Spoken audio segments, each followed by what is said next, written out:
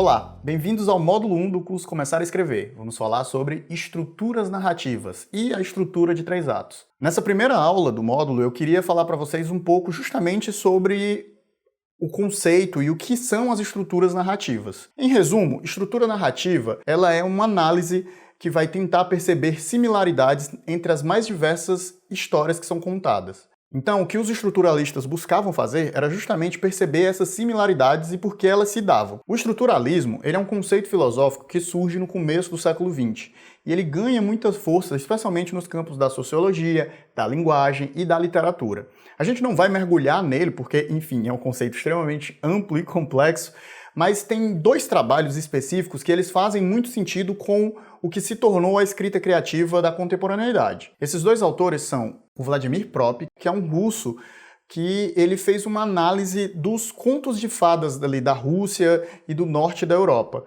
E basicamente, essa análise do trabalho dele foi justamente para perceber todas as similaridades que existiam dentro dessas narrativas. E ele chega à conclusão que existe ali um conjunto de características que todas essas histórias têm. E um outro, que talvez seja mais famoso, foi o Joseph Campbell, que ele fez um trabalho chamado O Monomito, que dentro do trabalho do monomito existia a coisa chamada A Jornada do Herói. Se você nunca ouviu falar da Jornada do Herói, basicamente dentro desse trabalho de análise mitológica do Joseph Campbell, o que ele vai tentar perceber são as similaridades dentro das narrativas heróicas pelas mais diversas culturas do mundo. E no fim das contas ele chega nessa Jornada do Herói que tem um conjunto de passos por quais todos ou a maioria dos heróis das mais diferentes culturas da humanidade passam para poder, completar ali o seu caminho, a sua aventura, a sua jornada. E quando é que esses ensaios e esses trabalhos acadêmicos e filosóficos viram realmente algo que a gente pode usar como uma ferramenta, como um escritor?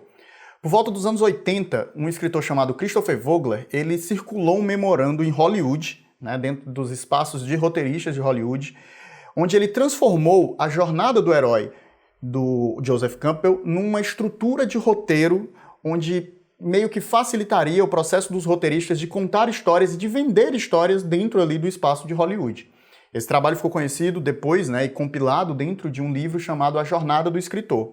E basicamente ele transforma os 16 passos da jornada do herói em 12, e ele diz que esses 12 passos podem ser aplicados e utilizados na hora de você fazer um filme. Então, basicamente, o que acontece é, ele transforma ali um ensaio, um trabalho filosófico, em uma estrutura que os escritores, os roteiristas, poderiam organizar as suas narrativas, de modo a elas terem um apelo mais forte do público. Ora, a narrativa de um herói dos povos indígenas pré-colombianos e a narrativa de um mito grego, elas são ricas em similaridades e elas são contadas, essas histórias, para os seus povos de maneiras muito parecidas, significa que o ser humano meio que tem uma forma de construir histórias, de construir épicos, de construir narrativas. Então, se você meio que copiar essas fórmulas ou tentar se aproximar dessa fórmula, você provavelmente tem mais chance de ter uma narrativa de sucesso. Mais recentemente, essa questão da estruturação ficou muito popular entre os escritores, especialmente nas escolas norte-americanas. E várias estruturas de vários pontos surgiram, Tem a estrutura de 7 pontos,